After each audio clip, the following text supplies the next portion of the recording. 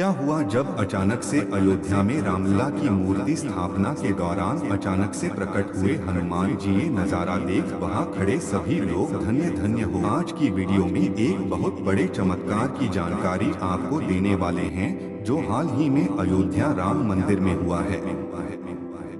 दोस्तों, आगे बढ़ने से पहले अगर आप एक सच्चे राम भक्त हैं तो वीडियो को लाइक करके कमेंट बॉक्स में जय श्री राम जरूर। दोस्तों, ऐसा कहा जाता है जहाँ पर भी राम कथा होती है वहाँ पर जो सबसे पहले आते हैं और कथा समाप्त होने के बाद सबसे अंत में जाते हैं वे हमारे प्रिय हनुमान जी होते हैं। यानी कि जब और जहाँ भी प्रभु श्री राम से जुड़ा कोई भी कार्यक्रम होता है हनुमान जी जरूर होते हैं। अब आने वाली 22 जनवरी को इस देश का सबसे बड़ा दिन आने वाला है। यह वर्षों का संघर्ष रंग लाने वाला है और हमारे कारसेवकों के बलिदान हमें भव्य राम मंदिर के रूप में हमें देखने को मिल रहा है। ऐसे में आगामी 22 जनवरी को होने वाली प्राण प्रतिष्ठा से पहले अयोध्या में कई सारे चमत्कार देखने को मिल रहे हैं। लेकिन अब आप जब इतना बड़ा प्राण प्रतिष्ठा का समारोह अयोध्या में होने जा रहा है तो इस बात की तो गारंटी है कि किसी न किसी रूप में हनुमान जी वहां पर जरूर मौजूद होंगे। और वही एक बड़ा चमत्कार अब अचानक से है अयोध्या में देखने को मिला है। 22 जनवरी को होने वाले बहुप्रतीक्षित कार्यक्रम से पहले अयोध्या में 7 दिन के वैदिक अनुष्ठान शुरू हो गए हैं। जैसे जैसे प्राण प्रतिष्ठा का दिन नजदीक आ रहा है राम भक्तों का उत्सुकता बढ़ रहा है। करीबन 500 साल बाद रामलला का गृह प्रवेश हुआ है।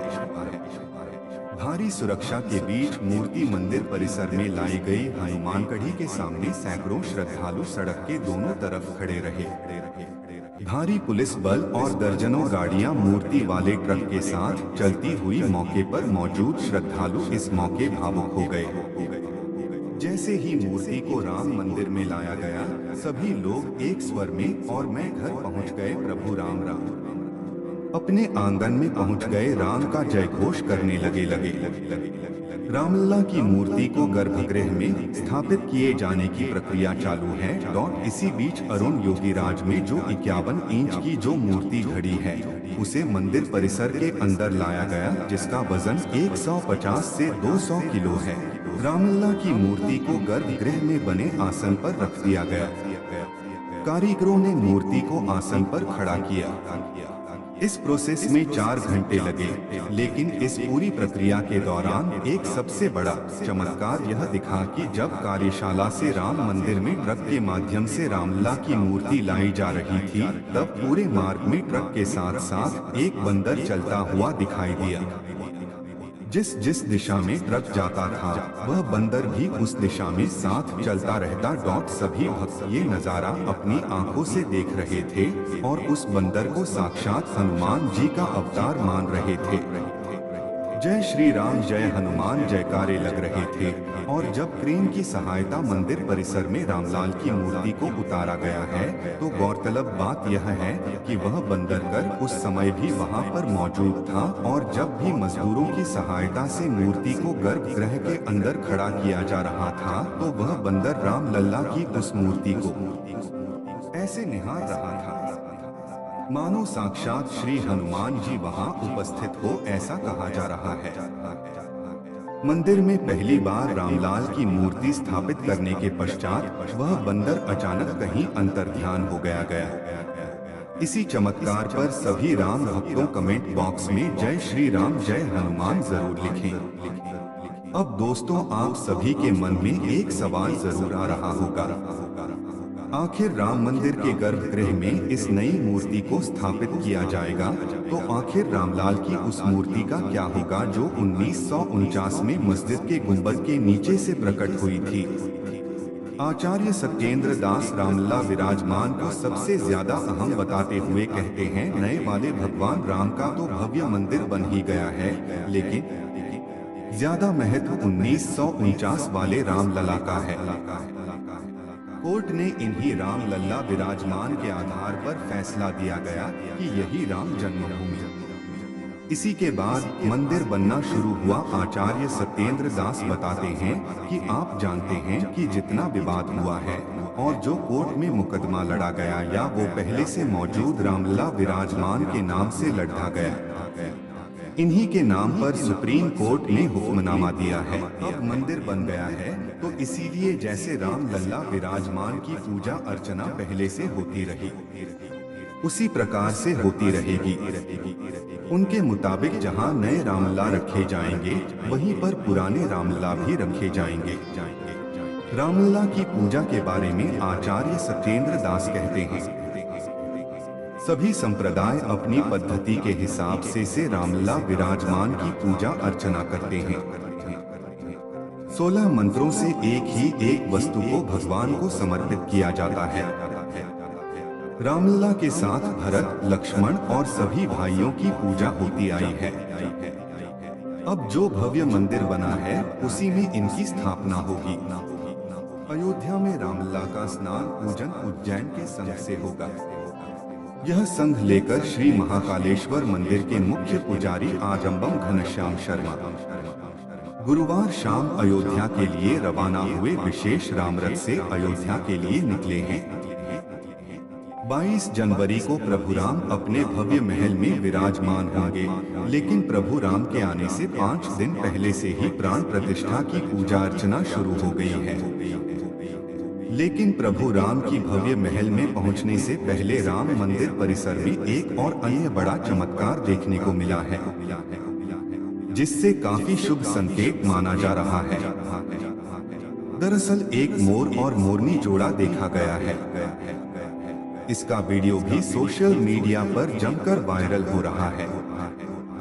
परिसर में मोर और मोरनी का जोड़ा रामलला के विराजमान होने से पहले देखा जाना दुर्लभ संयोग माना जा रहा है।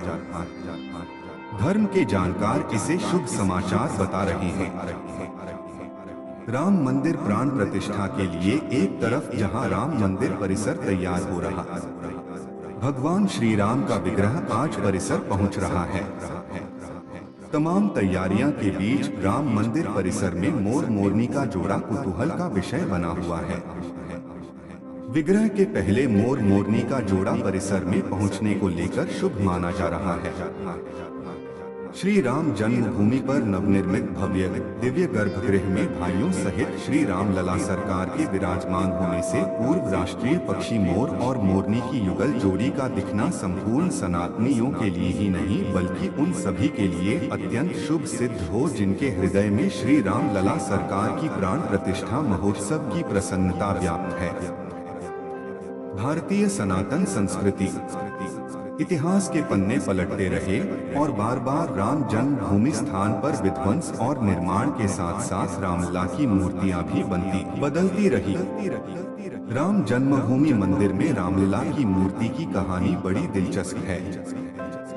आपको जानकर हैरानी होगी कि भव्य मंदिर में स्थापित हो रही रामलला की यह मूर्ति अयोध्या में राम जन्म स्थान पर स्थापित होने वाली चौथी मूर्ति होगी। आप जरूर जानना चाहेंगे कि रामलला की बाकी की 3 मूर्तियों का इतिहास क्या है।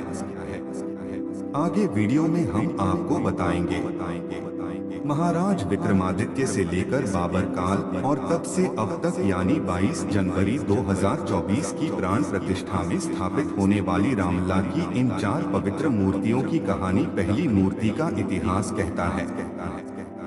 ऐतिहासिक मान्यता है कि प्राचीन काल में कभी अयोध्या नगरी का पुनरुद्धार उज्जैन के नरेश महाराज विक्रमादित्य ने कराया था। उन्होंने ही राम जन्मभूमि पर भव्य मंदिर बनवाया था। 16वीं सदी की शुरुआत में मुगलों ने जब अयोध्या पर आक्रमण किया तब राम जन्मभूमि के उस प्राचीन मंदिर में प्रभु श्री राम का जो विग्रह है यानी मूर्ति स्थापित है। मौजूदा समय में वह अयोध्या में ही स्वर्गद्वार मोहल्ले में स्थित महाराष्ट्रीय परंपरा के काले राम मंदिर में आज भी विराजमान है। मान्यता है कि मुगल आक्रमण के समय तत्कालीन पुजारी ने इस विग्रह को अपमान से बचाने के लिए सरयू नदी में प्रवाहित कर दिया था, जो 220 साल तक सरयू की धारा में सुरक्षित रहा और 18वीं शताब्दी में एक पुजारी को आए देव स्वप्न के बाद फिर यह प्रकट हुआ। करीब 500 साल पहले यानी साल 1527 में जब बाबर के सिपहसालार मीर बाकी ने अयोध्या में राम जन्मभूमि पर मंदिर तोड़कर मस्जिद बनाई तो उस वक्त तक वहां महाराज विक्रमादित्य द्वारा स्थापित राम मूर्ति थी। यह मूर्ति तब टीकमगढ़ के ओरछा राजमहल में चली गई। मुगल आक्रमण से बचाने के लिए ओरछा की महारानी अयोध्या आकर यह मूर्ति ले गई। दूसरे मूर्ति का इतिहास कहता है कि आजादी के 2 साल बाद यानी साल 1939 में शुरू होता है।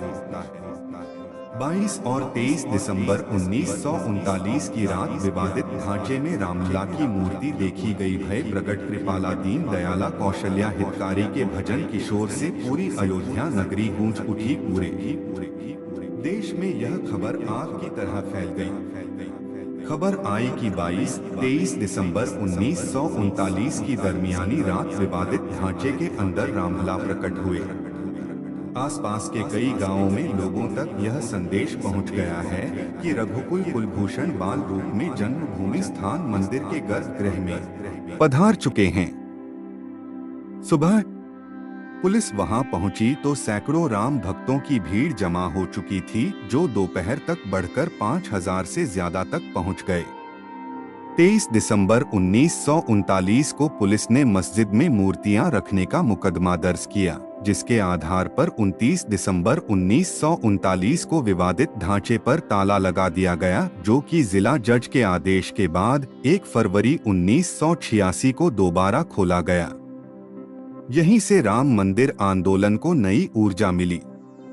तीसरी मूर्ति का इतिहास कहता है वरिष्ठ पत्रकार हेमंत शर्मा, जो बाबरी विध्वंस के दिन खुद उस जगह मौजूद थे, अपनी किताब युद्ध में अयोध्या में लिखते हैं 6 दिसंबर 1992 को कार्य सेवा के लिए अयोध्या में जुटी भीड़ अचानक बाबरी ढांचे को तोड़ने में जुट गई।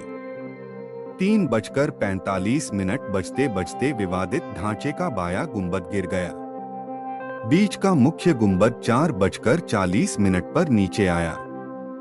ढांचा गिरते ही कारसेवकों की पूरी ताकत मलबे को समतल बनाने में लग गई।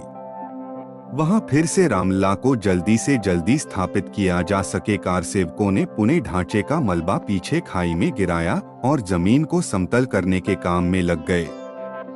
आनन फानन में राजा अयोध्या ने अपने घर से रामलला की मूर्तियां भिजवाई, जो उनकी दादी ने इसी काम के लिए अपने घर में एक अस्थायी मंदिर बनवाकर उसमें रखी थी। और रामलला की चौथी मूर्ति की कहानी तो हम सभी जानते हैं। अयोध्या में भगवान राम का भव्य मंदिर बनकर तैयार है। उसमें स्थापित हो रही रामलला की मूर्ति इतिहास में चौथी मूर्ति होगी।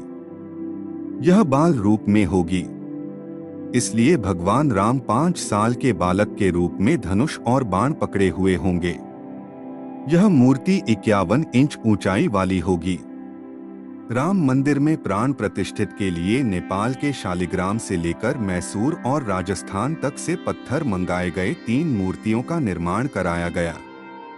रामलला की पहली मूर्ति गणेश भट्ट ने बनाई है, दूसरी सत्यनारायण पांडेले और तीसरी प्रतिमा अरुण योगीराज ने बनाई है। इनमें से फाइनल की गई 2 मूर्तियां स्थापित हो रही है। जिस प्रतिमा की गर्भगृह में प्राण प्रतिष्ठा होने वाली है, उसे चल या उत्सव नाम दिया गया है। वहीं दूसरी प्रतिमा, जिसे मंदिर प्रांगण में स्थापित किया जाएगा, उसे अचल मूर्ति नाम दिया गया है। अरुण योगीराज की बनाई मूर्ति अंदर मुख्य मंदिर के गर्भगृह में स्थापित हो रही है। आशा करते हैं दोस्तों हमारी आज की वीडियो से आपको राम मंदिर का इतिहास जानने को मिला होगा।